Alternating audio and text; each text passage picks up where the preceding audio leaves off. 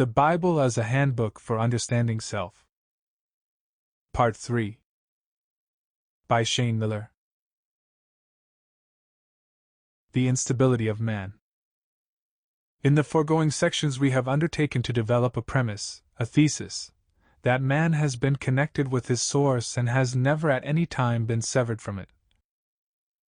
Hence man would do well to study this relationship to his own soul.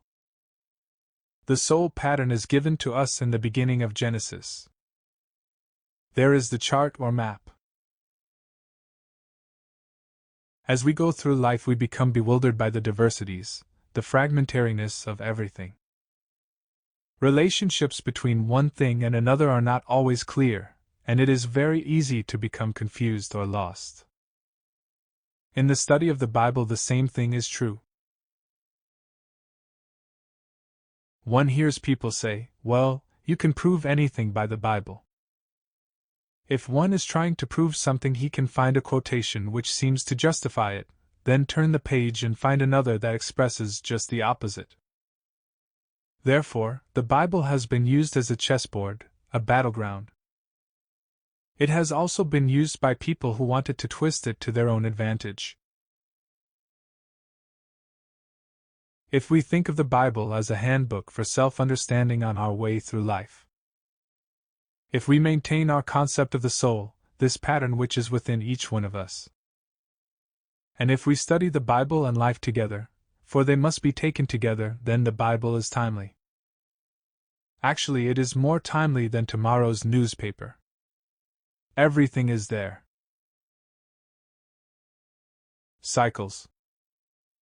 We find that after man first left the garden, after he issued from his primordial consciousness and became involved in matter, his pattern began to repeat in a series of cycles.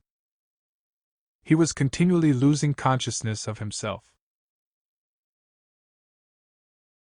First, there was the fall of Cain, through murder.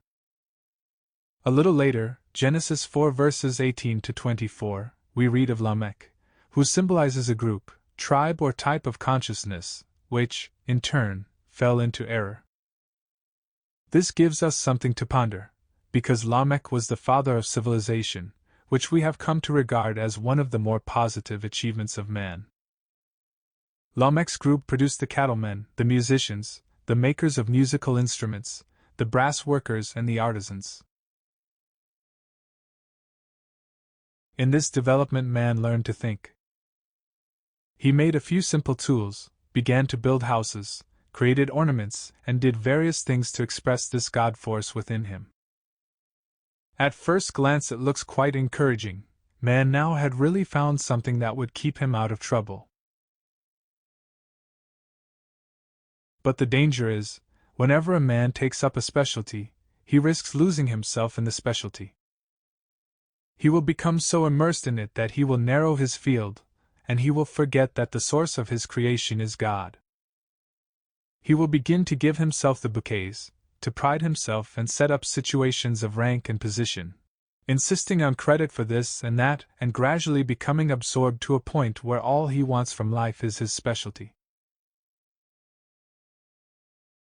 He will want to be left alone so that he can work on what he is creating. Thus there develops an ingrowing of self, which can be termed a lack of consciousness. It is a form of death, this narrowing and limiting of oneself through love of a specialty. This is having other gods before me, a type of idolatry. It is common to a great many people right now. The flood. The next fall, as we might term it, was the flood of Noah, which the Cayce readings tell us was the final of the 3 sinkings of Atlantis. Genesis relates that man had become exceedingly corrupt, and if we read the Cayce records of the Atlanteans, we can see how true this was. They had thought up tortures which were far beyond any known today. There was a regular, established system of slavery in forms that are indescribable. A point had been reached where man had become so corrupt that there was only one thing possible for his redemption. And that was to wipe the whole slate clean and start again with a few God-conscious people. Noah was one of these groups, but not the only one. Archaeological records show that there were at least a half dozen, and probably many more. Most of the civilizations that the archaeologists have examined have told of a flood where all land area was inundated.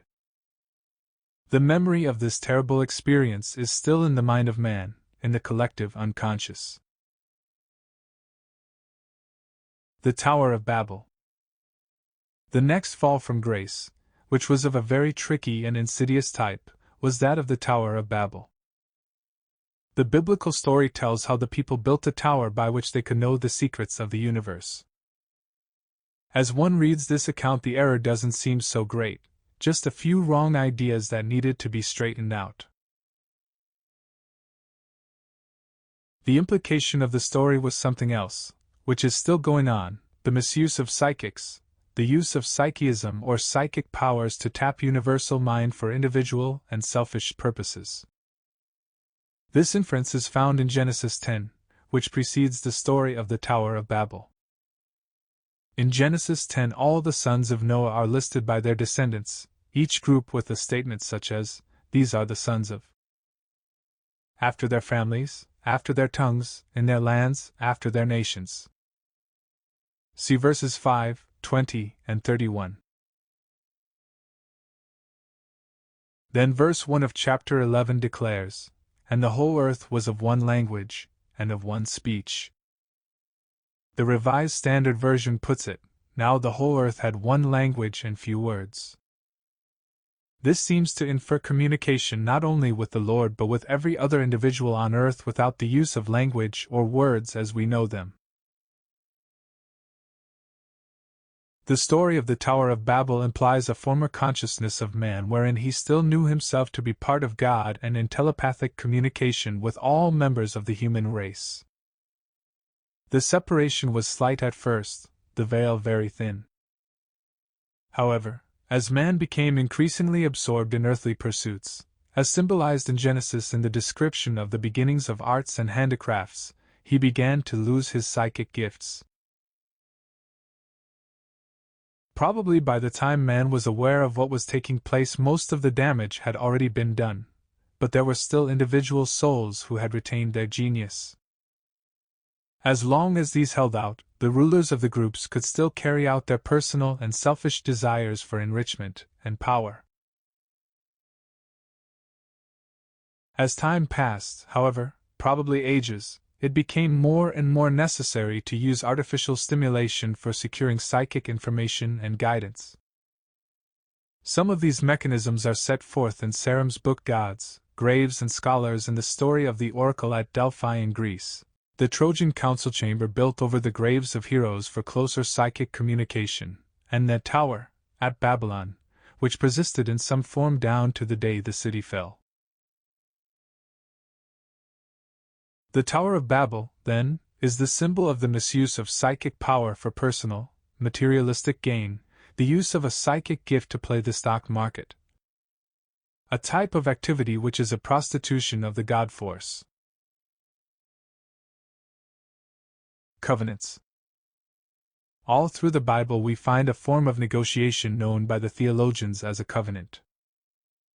A covenant was an agreement between God and man, made at different points and times of his development, an agreement by which a relationship could be carried out.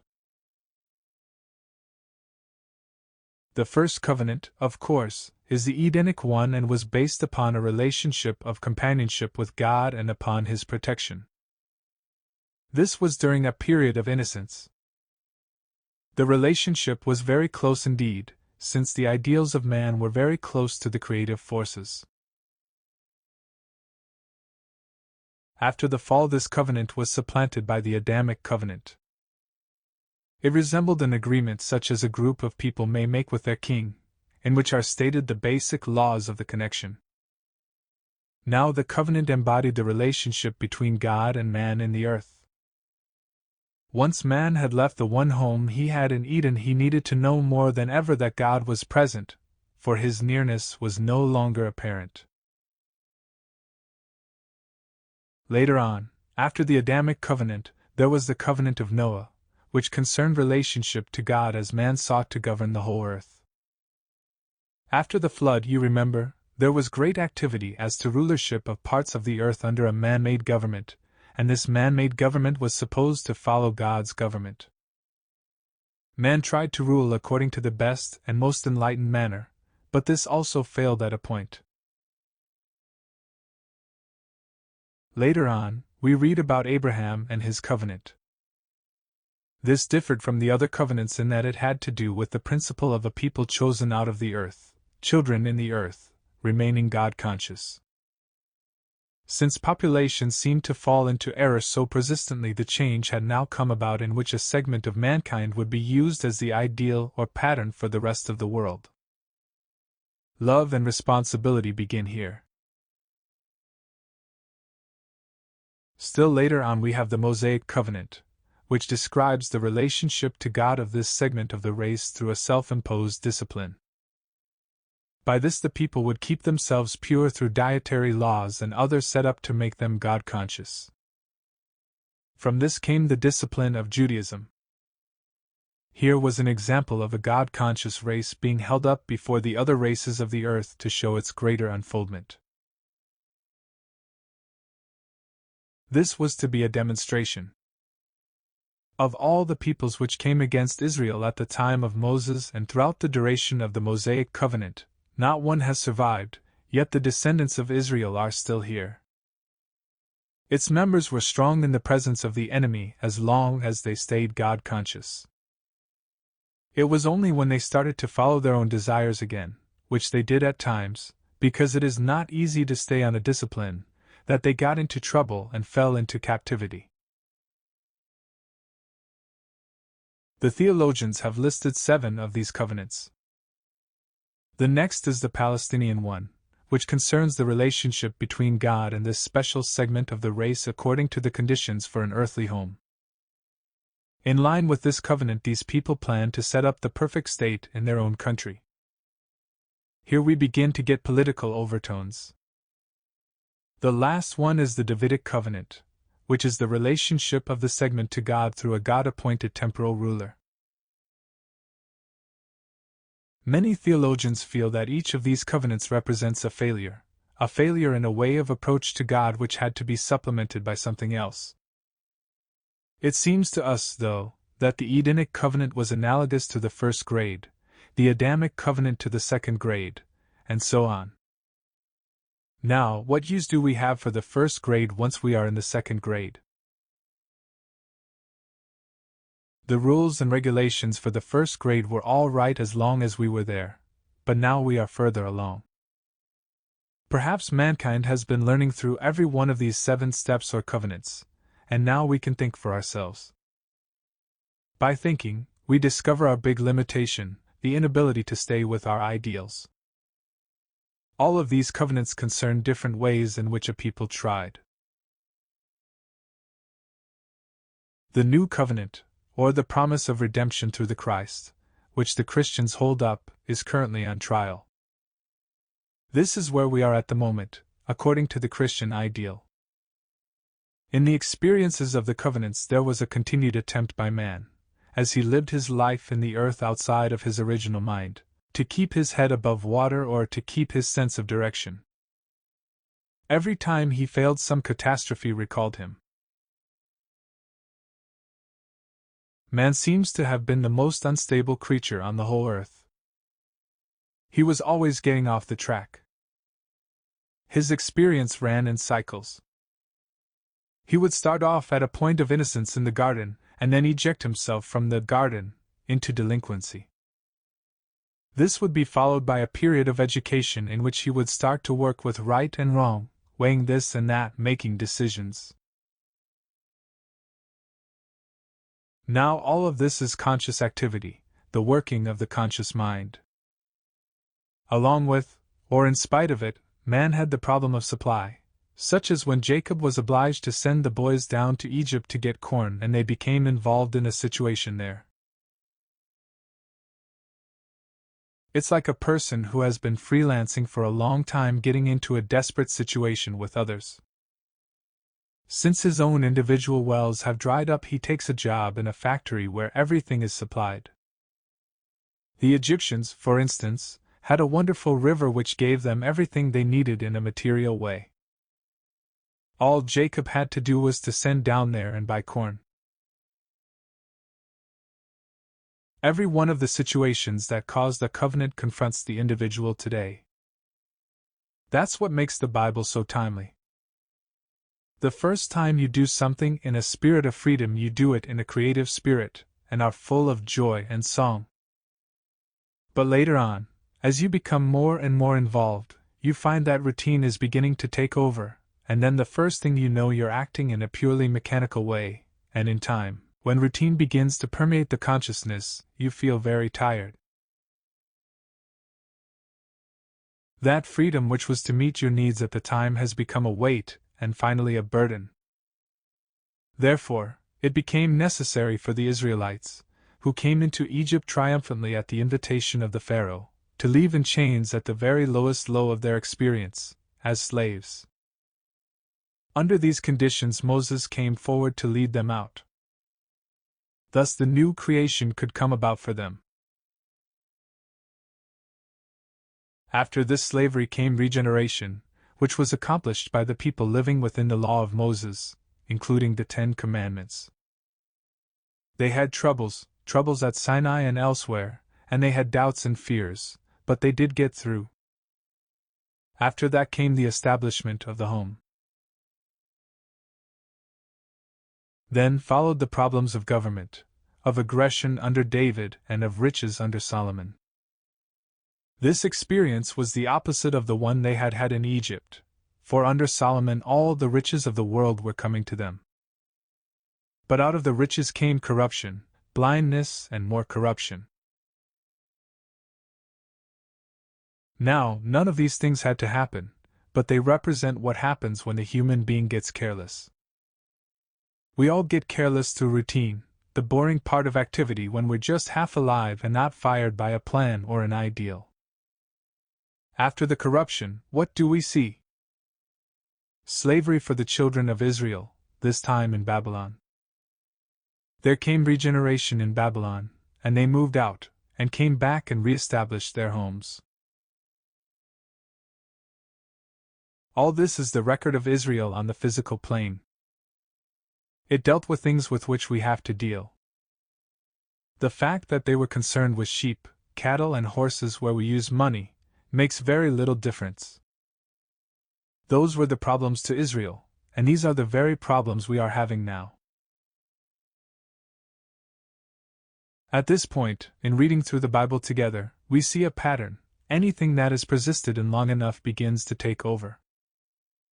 A Frankenstein is created. Such a Frankenstein stems from anything which becomes so important that you do what it says. Then come the difficulties. The creation rules man, the creator. This is the value of the Bible.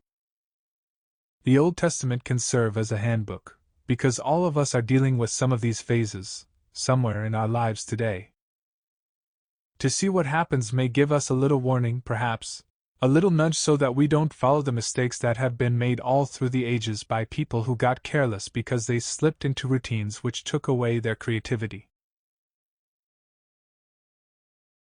New awakenings, new dangers. Later on, as we read in the literature of Israel, in Job and Psalms and Proverbs, there came a day of awakening, but this awakening came about mostly in the mental plane.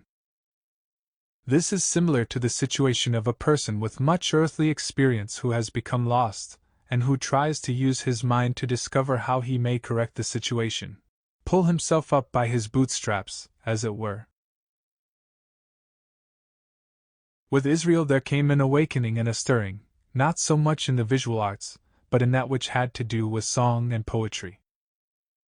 When we read these today, they still fill our hearts with a flame which must have had its effect in that day too.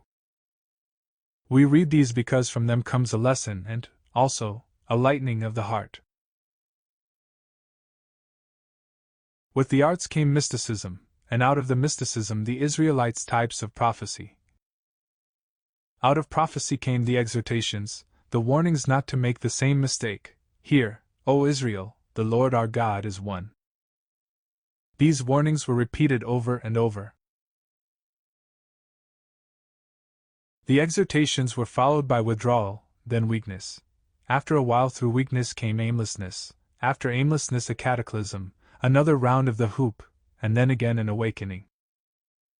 This is what happens to man when he is left to himself. He has to reorient himself continually. He must refer to the source in order to make sure that he follows the way. It can be such a slight thing that jars the individual, or the whole group, off the track. So the prophets and exhorters of Israel, through the awakening of their art, did what they could to hold Israel to its ideal. Here is the ever-recurrent problem as we follow man's story from Adam on down to the New Covenant. We see that man is unable to stay on the trail if he relies on himself alone. The spiritual leaders, as we are trying to show, came to the realization that man cannot redeem himself without help. It was necessary, they realized, that this come from the Creator himself and that he must come into matter to free man from his involvement on earth. So it was that Israel developed spiritual leaders, prophets and exhorters, men of responsibility, who seemed to be born throughout the ages of the human races. Having this sense of responsibility, these leaders realized how necessary it was to keep man God-conscious, to keep alive in him the awareness of whence he came, his relationship to his Creator, his importance to his Creator, if you will, because the Creator did, and does, care very much about his children. Yet the law has been set that unless man seeks him, nothing can happen. There will be no interference with man's free will. These prophets and exhorters of Israel originated a number of means, gimmicks perhaps, by which a man could be brought to the emotional pitch whereby a contact with his source would be his experience. One way this was done was through worship. Through a seeking together in groups, or as individuals in worship, one laid aside the will, and even the covenant, at the point which would be almost Edenic. If one opened oneself enough, again one could feel the grace of God pouring in, this grace which one's conscious activities had shut out and blocked. In such worship, where contact was established, the grace which flowed and could heal and could feed man. This type of worship, established for Israel, was persisted in even though there were times in history when it looked as though the churches, the candles and the bells would all be destroyed. They never were.